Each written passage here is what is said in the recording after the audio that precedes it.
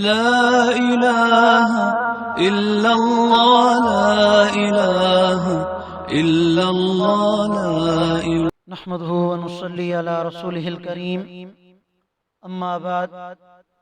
فأعوذ بالله من الشيطان الرجيم بسم الله الرحمن الرحيم صاد والقرآن ذي الذكر بل الذين كفروا في عزة وشقاق صدق اللہ العظیم۔ سورۃ صاد کی ابتدائی 2 آیات کریمہ آپ حضرات کے سامنے تلاوت کی ہیں۔ آیات کریمہ کا ترجمہ یہ ہے، اللہ رب العالمین ارشاد فرما رہے ہیں صاد، اس کی معنی اور مراد اللہ ہی بہتر جانتے ہیں۔ اس قرآن کی قسم جو کہ نصیحتوں سے بھرا ہوا ہے، بل الذین کفروا، کہ جن لوگوں نے کفر اپنا لیا ہے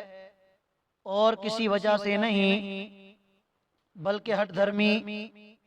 اور تکبر کی وجہ سے کفر اختیار کیا ہے۔ سورۃ صاد یہ مکی سورت ہے، یعنی نبی کریم صلی اللہ علیہ وسلم کی مدینہ طیبہ ہجرت سے پہلے نازل ہوئی۔ اس مبارک سورت کے مضامین بھی بنیادی عقائد ہیں دین اسلام کے، توحید، رسالت اور آخرت۔ اس مبارک سورت کے بارے میں معتبر روایات میں یہ بات نقل کی گئی ہے کہ اس کا شان نزول کہ نبی کریم صلی اللہ علیہ وسلم کے چچا ابو طالب، جو نبی علیہ السلام پر ایمان تو نہیں لائے تھے لیکن رشتہ داری کا حق ادا انہوں نے کیا تھا۔ جا بجا آپ علیہ السلام کی وہ تعاون کیا کرتے تھے، خدمت کیا کرتے تھے۔ تو جب ابو طالب بیمار ہوئے تو مکہ کے جو مشرک تھے، کافر تھے، ابو جہل وغیرہ، انہوں نے یہ سوچا کہ اگر ابو طالب اس دنیا سے چلے گئے اور ان کے جانے کے بعد نبی کریم صلی اللہ علیہ وسلم کی طرف سے اسی طرح دعوت چلتی رہی جو ابھی انہوں نے دعوت شروع کی ہے، اور پھر ہم نے ان کے جانے کے بعد کوئی سخت قدم اٹھایا تو یہ دنیا والے کہیں گے کہ جب تک ابو طالب تھا تو اس کو کوئی کچھ نہیں کہتا تھا، اب ابو طالب دنیا سے چلا گیا تو اب اس کے بھتیجے کو یہ لوگ تنگ کرنے لگے ہیں۔ تو اسی وجہ سے انہوں نے مشورہ کیا، میٹنگ کی، بڑے بڑے سردار اکٹھے ہوئے اور ابو طالب کے پاس اس کے گھر پہنچ گئے اور جا کر اس کے بھتیجے یعنی نبی کریم صلی اللہ علیہ وسلم کی شکایت کی کہ آپ اپنی زندگی کے اندر اپنے بھتیجے کو اس بات سے منع کر دیں کہ یہ ہمارے خداؤں کو برا بھلا نہ کہے، باقی اس کی مرضی ہے جو یہ کرتا رہتا ہے۔ حالانکہ آپ علیہ السلام نے کبھی بھی ان کے معبودوں کو کوئی برا بھلا نہیں کہا، صرف آپ علیہ السلام اتنی دعوت دیا کرتے تھے کہ تم صرف ایک خدا کی عبادت کرو، اور اس ایک خدا کے علاوہ تم جن کو اپنا معبود مانتے ہو وہ کسی قسم کے نفع اور نقصان کے مالک نہیں ہیں۔ صرف آپ علیہ السلام کی یہی دعوت ہوا کرتی تھی۔ ابو طالب نے آپ علیہ السلام کو بلایا کہ یہ مکہ کے سردار اکٹھے ہوئے ہیں کہ میں آپ کو کچھ سمجھاؤں کہ آپ ان کے معبودوں کو برا بھلا مت کہا کریں۔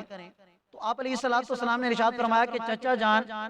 کیا میں ان کو اس بات کی دعوت نہ دوں کہ جس بات کی دعوت کو اگر یہ قبول کر لیں تو سارا عرب ان کے سامنے سرنگو ہو جائے، سارا عرب ان کے سامنے سر جھکا دے اور پورے عجم کے یہ مالک بن جائیں گے۔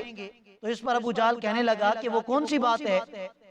ایک بات نہیں، اس طرح کی 10 باتیں کہنے کو ہم تیار ہیں، ماننے کو تیار ہیں، لیکن تم بھی ہمارا ساتھ دو، ہمارا تعاون کرو۔ تو پھر آپ علیہ السلام نے کلمہ توحید ان کو سنایا کہ تم یہ کلمہ کہہ دو ایک دفعہ، میں تمہیں کچھ بھی نہیں کہوں گا، میرا مقصد یہ ہے کہ تم بھی اس کلمے کے مطابق زندگی گزارنے والے بن جاؤ۔ جب کلمہ توحید ابو جہل نے سنا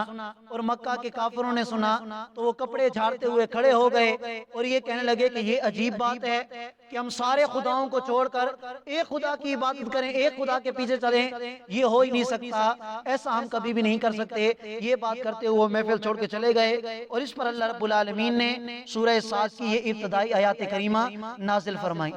اس مبارک سورت کا نام صاد ہے اس لیے کہ اس کی ابتدا لفظ صاد کے ساتھ کی گئی ہے۔ دوسری بات کہ اس کی 88 آیات کریمہ ہیں اور 5 اس کے اندر رکوع ہیں۔ تو فرمایا اس قرآن کی قسم ہے کہ جو نصیحتوں سے بھرا ہوا ہے کہ ان لوگوں کے کفر کی وجہ صرف اور صرف ہٹ دھرمی ہے، ضد ہے، تکبر ہے اور کوئی بات نہیں۔ ان کو پتہ ہے قرآن بھی برحق ہے، جو آپ علیہ السلام تشریف لائے وہ بھی برحق ہیں، لیکن تکبر کی وجہ سے یہ ماننے کے لیے تیار نہیں۔ فرمایا کم اہلکنا من قبلہم من قرن، میرا پیغمبر ان کو یہ پتہ نہیں ہم نے ان سے پہلے کتنی قوموں کو ہلاک کیا ہے کہ جب ان پر اللہ کی طرف سے عذاب آتا فنادو، اس وقت وہ چیخنے لگتے، ولا تحین مناس، حالانکہ وہ وقت خلاصی کا نہیں ہوتا تھا۔ اللہ نے پہلے سے بتا دیا ہوتا تھا عذاب سے پہلے ایمان لاؤ، جس وقت عذاب آ جائے گا، موت تمہارے سر پہ ہوگی، اس وقت تم اللہ سے معافی مانگو گے، لیکن اس وقت کی توبہ قبول نہیں ہوگی۔ وعجبو، اور یہ جو قریش مکہ تھے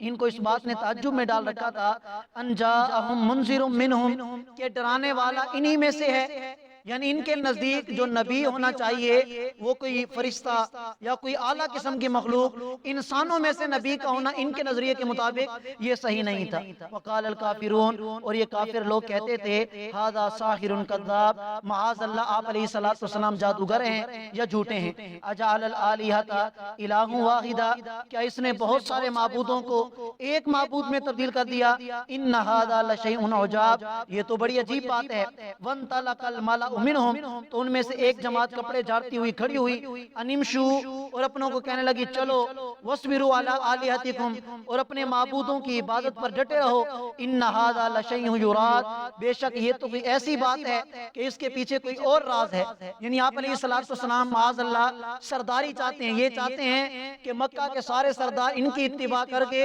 ان کو اپنا سردار مانے، یہ سرداری چاہتے ہیں، مرتبہ چاہتے ہیں، عہدہ چاہتے ہیں، لہذا ان کی پیروی نہیں کرنی۔ ما سمعنا بہذا فی الملۃ الاخرہ، ہم نے پچھلے دین میں تو یہ بات نہیں سنی تھی،